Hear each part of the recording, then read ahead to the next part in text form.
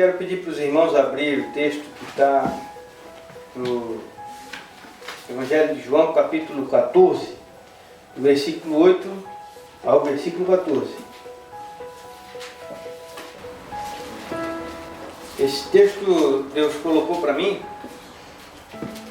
já, na verdade, há algum tempo. É a Igreja de Deus e a Igreja, a instituição, ela tem uma história sobre essa terra, e a Igreja de Deus, ela é sempre a mesma.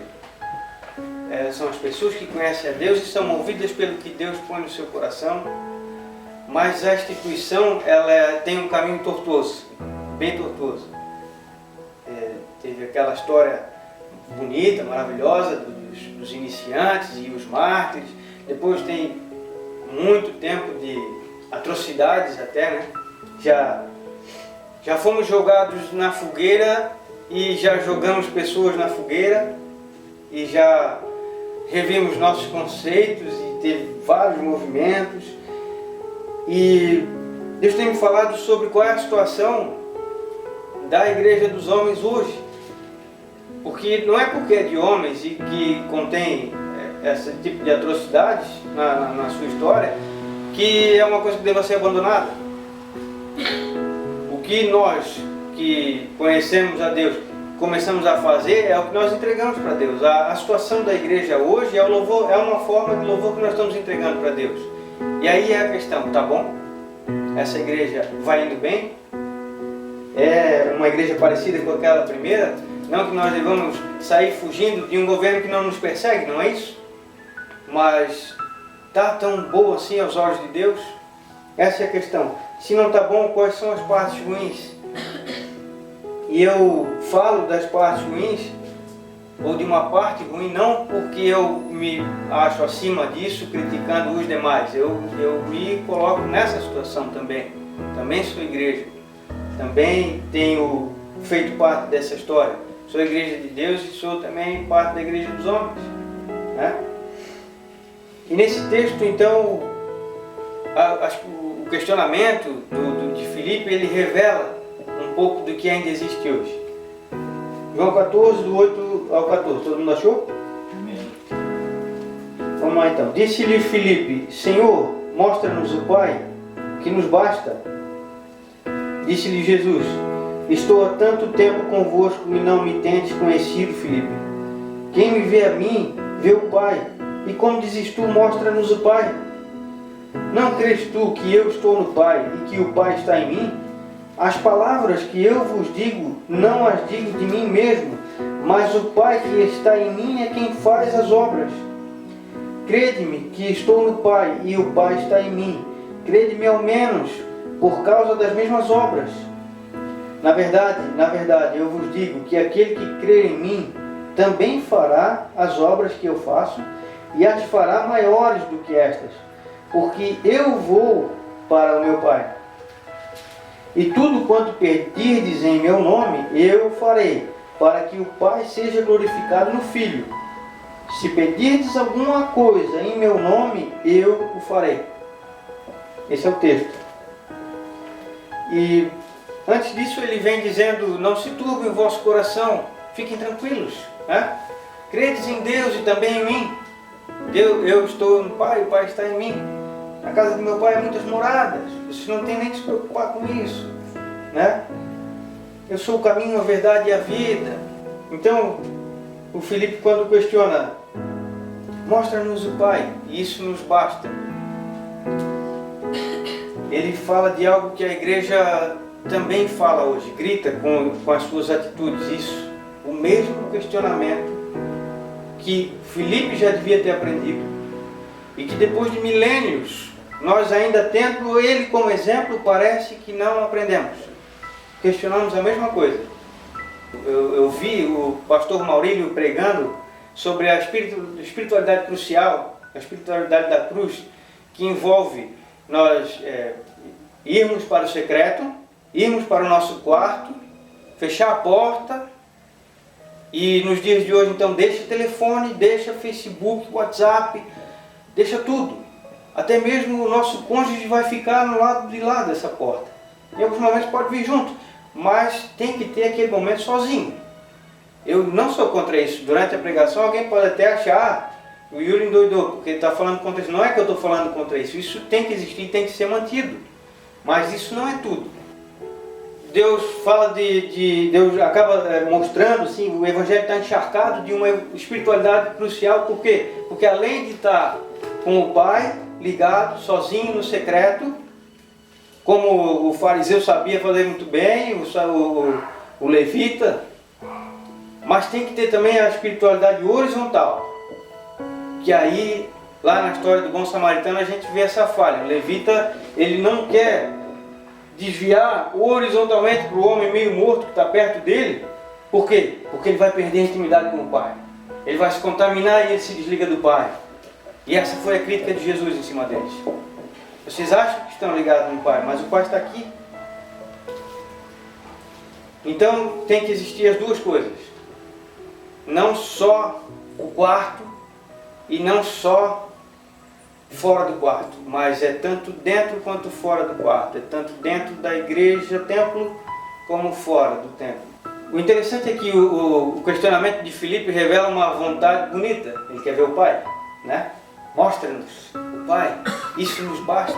E aí ele tem o ponto final. Olha, me dá isso aqui, não preciso de mais nada. Como quem soubesse o que é bom para ele, né? Mas ela está fora de foco. E a igreja, quando vai para o secreto, ela tem que fazer isso. Ficar ali com o Pai e dizer: Deus, eu quero sentir a tua presença. Eu vim te buscar. Eu quero te sentir com os sentidos mesmo. Eu já tive experiência de sentir o cheiro de Deus. E eu estava com os olhos fechados no momento, eu cheguei a abrir os olhos para ver se algum vidro de perfume tinha caído ali e não tinha nada. E depois eu pensei, não, mas nem uma fábrica de perfume cheiraria tão bem e sem o álcool ainda por cima, né? Pode quebrar um vidro de perfume aqui, primeiro cheiro que vai vir do álcool. A essência vem muito depois, e eu sentia só a essência. E entrava no meu nariz assim, feito umas borrifadas. E não tinha ninguém borrifando nada, mas Deus estava ali. Então eu creio que a gente pode sentir mesmo Deus, não essa coisa lisérgica, meio maluca assim, não. Sentir com os sentidos. Mas isso é uma experiência proporcionada dentro do quarto, no íntimo. E a igreja hoje confunde um pouco essa coisa, eu vejo porque os próprios líderes emanam isso. Quando falam, por exemplo, numa igreja cheia de gente, feche seus olhos. Ou antes de fechar os olhos, olhe para o seu irmão e diga para ele: não me incomode.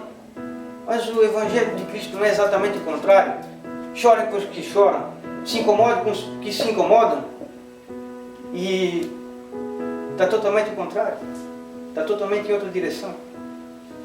Não, mas a gente tem que buscar Deus, a gente tem que ter a intimidade no secreto, é no quarto. A recomendação não é minha, é de Jesus. Quando orares, retira, fecha as portas, vai no secreto, que em secreto teu Pai te compensará, Ele se manifestará para ti, né? Até inclusive nesse texto aqui, ele diz: aquele que me amar, um pouco mais para frente, será amado de meu Pai, eu também o amarei e me manifestarei a Ele. Uma relação de honra que Deus tem com a gente, que a gente nem merecia, mas Ele quer nos honrar dessa forma, né? Eu falo de honra porque quando um homem resolve fazer isso com outro homem, né? Olha, se tu manter fidelidade comigo, eu também vou te dar fidelidade.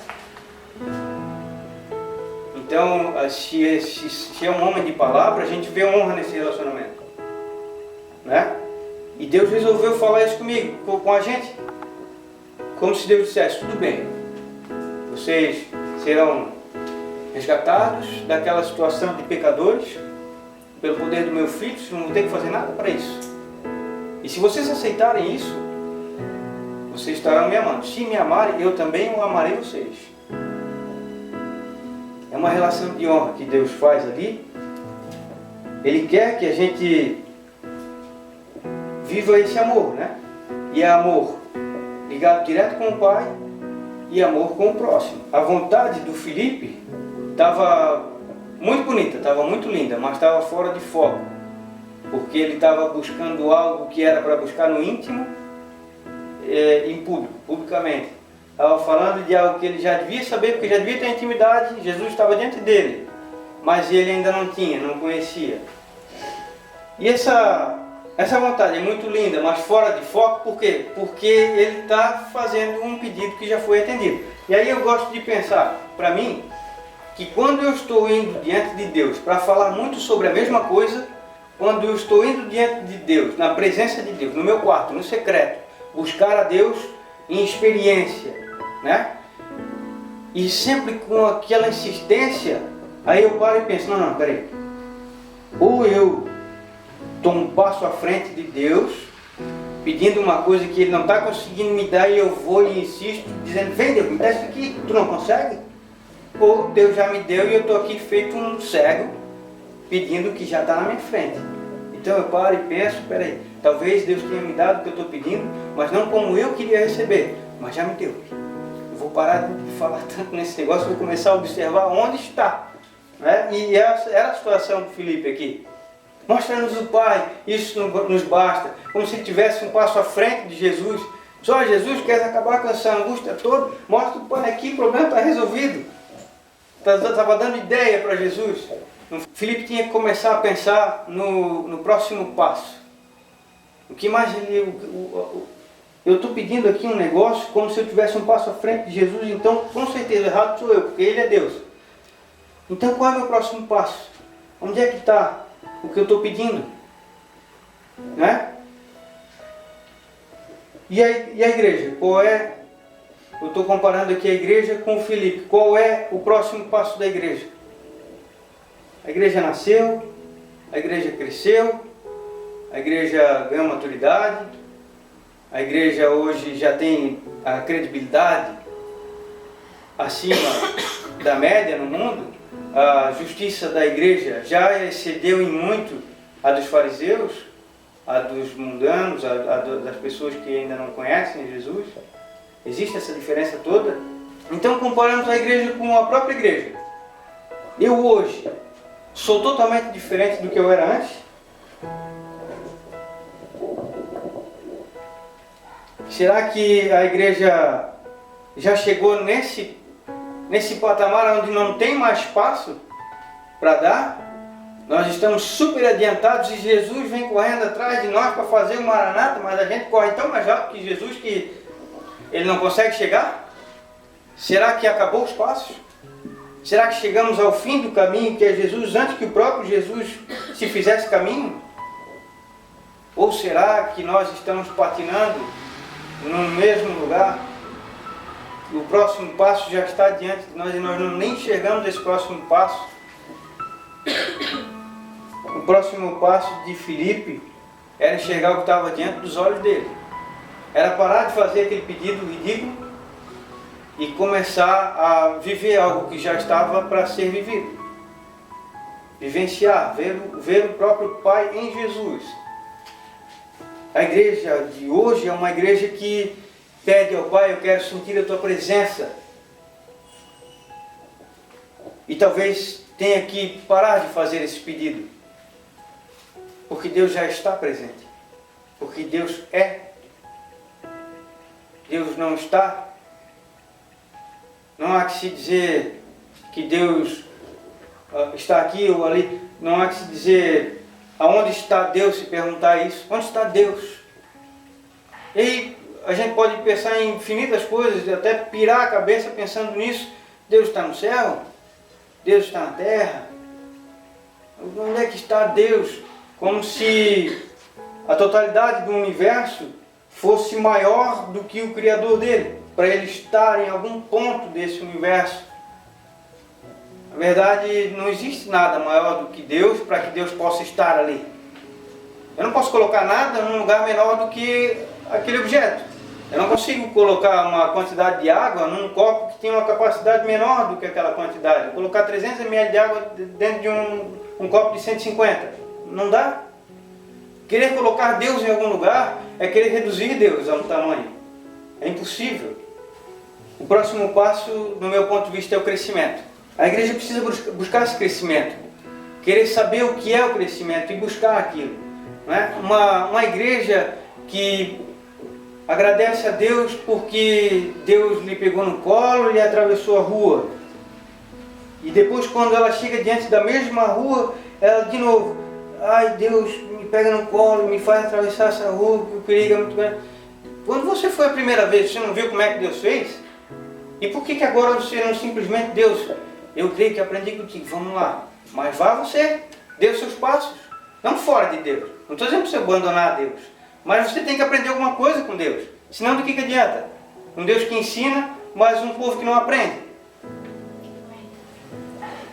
Depois, no segundo momento, Jesus começa a falar o seguinte: tudo bem, já me fizeste essa pergunta que eu não queria ouvir, mas tudo bem.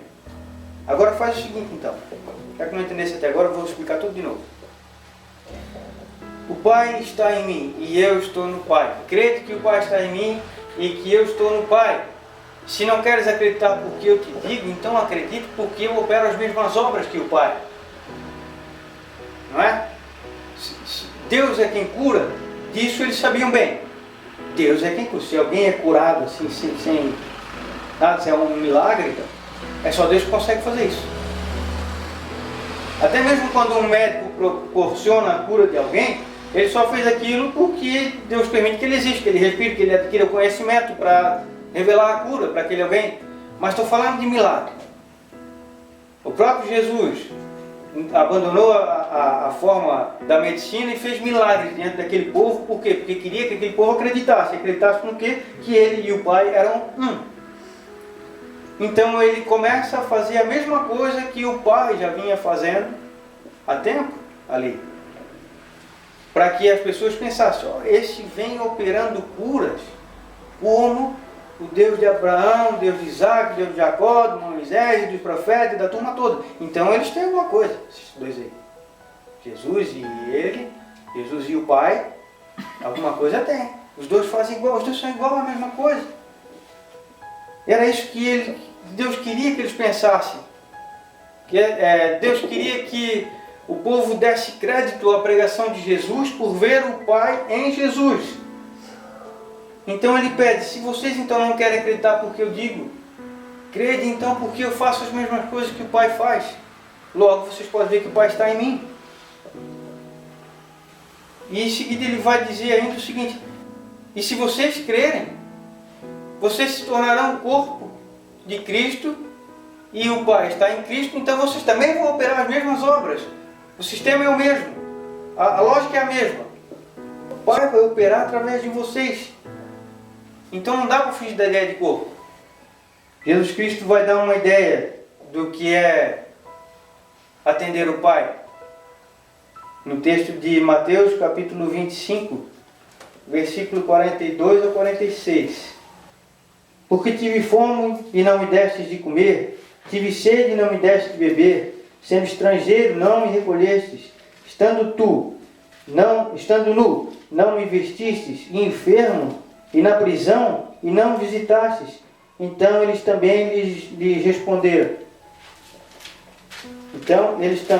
responderão, dizendo, Senhor, quando te vimos com fome ou com sede, ou estrangeiro, ou nu, ou enfermo, ou na prisão, e não te servimos?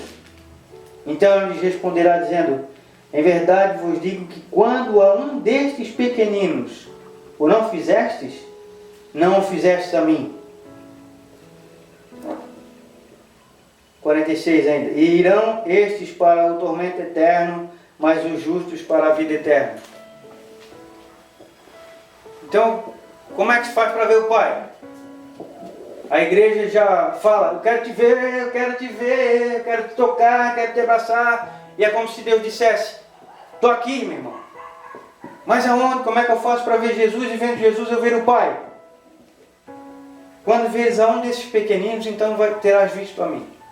Um desses necessitados, então terás visto a mim. Quando atenderes a um desses necessitados, então terás atendido a mim. Basicamente, simples como tudo que Jesus falou e fez. Não existe complexidade. No Evangelho de Cristo é simples. né? E até foi questionado a respeito disso também. Como é que tu veio dizer para nós que a solução do mundo inteiro é assim tão simples? Ama o teu próximo e a Deus sobre todas as coisas. Eles não conseguiam entrar nessa simplicidade, os fariseus. Então, ficou lógico. O questionamento do Filipe, que é parecido com o questionamento da igreja, é respondido por Jesus dessa forma. Deus, eu quero te ver, eu quero te tocar. Ah, os olhos fechados, com a mão levantada. Eu quero te ver, Deus, eu quero te sentir, eu quero te tocar, eu quero te abraçar. Como se Deus fosse reduzido a uma pessoa de carne e osso, que Ele quer tocar e abraçar, mas tudo bem. Aí Deus fala, em primeiro lugar, abre o olho. Aí você abre o olho, a igreja está cheia de gente. Segundo lugar, abaixa esse braço, meu irmão. Abraça o irmão que está no teu lado aí, ó. Estende a mão, queres uma ajuda? Estás precisando de alguma coisa? Sai da igreja com a mesma postura, olho aberto. Olho fechado. Como é que tu vai caminhar? Como é que tu vai fazer a vontade de Deus, que é atender esses necessitados, esses pequeninos, olho fechado? Eu não estou dizendo que quem é cego não pode fazer a vontade de Deus. Que ele pode não enxergar, e é um problema, é uma dificuldade, mas ele percebe. A questão não é ver com os olhos, é perceber. É estar com a alma tão sensível que você consegue perceber as coisas naturais, as coisas de Deus, as coisas belas da vida, a necessidade do próximo. Como é que a gente vai perceber essas coisas, né? Como é que a gente vai saber que Deus está nessas coisas? A própria palavra fala, no livro de Romanos, como é que vocês podem olhar para essa criação toda e não saber que existe em Deus? E o próximo, Deus fala de ganhar o mundo, mas sem perder a alma, sem perder essa capacidade de perceber o próximo.